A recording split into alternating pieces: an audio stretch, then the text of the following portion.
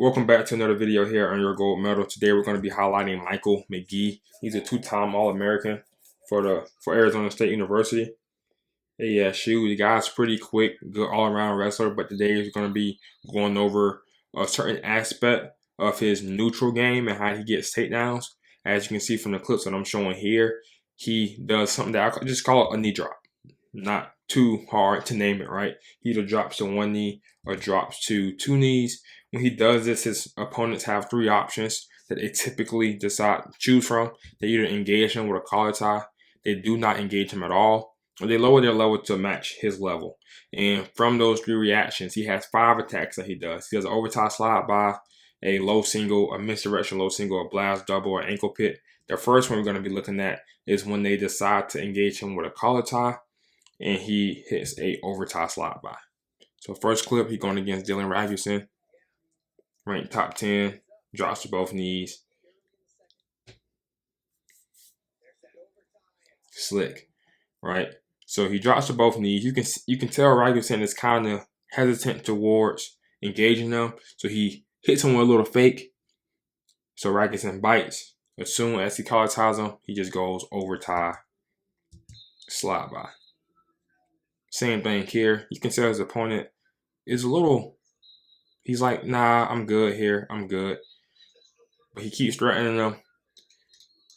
When you're quicker than the guy, it makes the other guy feel it makes the other guy feel uncomfortable to not be tied up with you. So if you're any athletes that are really good at doubles, really quick, you may hear the other guy's coach in the corner say, slow him down, tie him up. So when the guy is quicker than someone, the slower guy wants to tie him up. This is what makes him so dangerous. Because they don't want to tie up with him. Because the only thing you really can do is collar time. But as soon as you collar time, he's just going to hit an overtie slide by. Dylan Ragusin again. He's a good dude. As you can see the seeds here. 3 seed versus 6 seed, right? So this time, Dylan Ragusin is kind of ready for the overtie slide by. So Michael McGee has a second move ready in order to finish the takedown. The next option we're going to be looking at is they don't engage at all. And he hits him with a low single. So, okay, I collar ties you. I fell in that trap. I'm just not going to engage you at all. Drop, stand there. He just goes basic low single. Like I said, he's quicker. So he's not just one of those slower guys who's really good at hand fighting. He's quicker than all of these guys he's wrestling. The only guy he's probably not quicker than in his weight class is honestly RBY. And I would make an argument that he's quicker than RBY when it comes to straight. But when it comes to lateral movement, RBY is obviously the quicker wrestler here.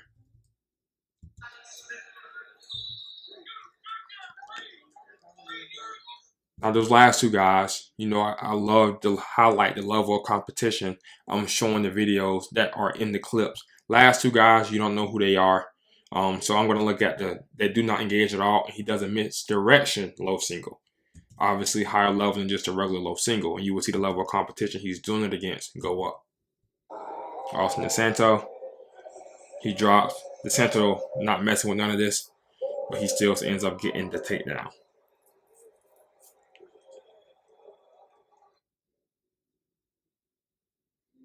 He drops DeSanto. Hey, I'm not finna entertain you, dude. So you can see him fake right.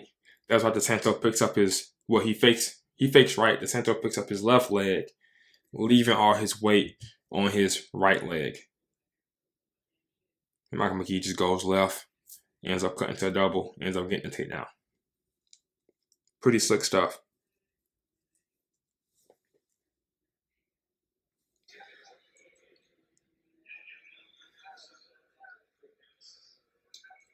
This clip, you have two-time All-American Chris Cannon from Northwestern, also a pretty good wrestler. So you see, he fakes right. Chris Cannon, he's kind of feeling them out, right? He's reacting with that left leg. Boom. He steps that left leg back, which means all his weight is on his right leg. So McGee fakes right and goes left. Goes to the misdirection low single. Cuts to a double just like he did against DeSanto and finishes the takedown. Next thing, they don't engage at all. Simple blast double. Okay, you don't want to do anything. I'm just going to blast double you.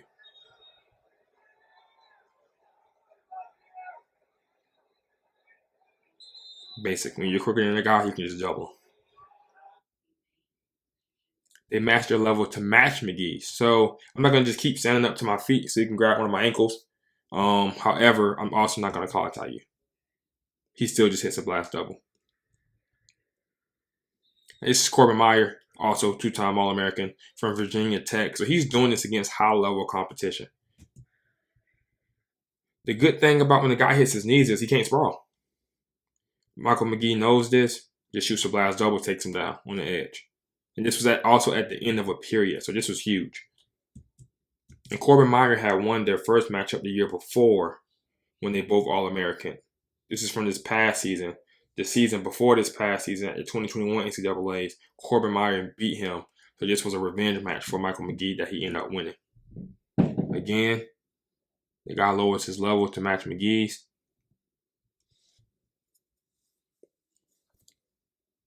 Ends up shooting a double, cut into a single. Quick and easy finish. He lowers his level, fakes the guy on his knees. You can't sprawl from that position, guys. You really can't. So he shoots double, guy feeds him a hip, so he just goes single, and then finishes the single.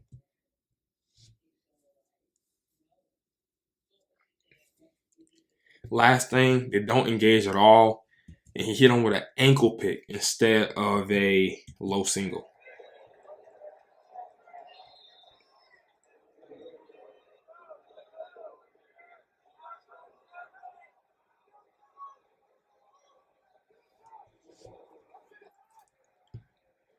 Dylan Ragusin again.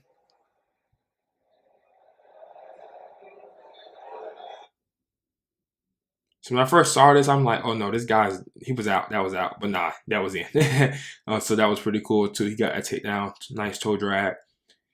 Now, anybody that says it's just a low single, not an ankle pick. Oh, it's an ankle pick because you can see that he has some type of collar tie or blocking around their shoulder, neck, trap area. So there was an ankle pick. So this is just pretty cool. I'm not trying to. He has another season left. I'm not trying to put his offense on blast, his setup on blast. But it's kind of nice, right? Because typically when guys are quick on their feet, they're fast, they're not good at hand fighting. So you kind of just tie them up, hand fight with them. And obviously it's not unstoppable. If it was unstoppable, then he'd be an NCAA champ. But man, a two-time All-American is still really good. And it's pretty dynamic. He has options for any reaction that they have. So I like it. Thank you guys for watching the video. I'll see you on the next one.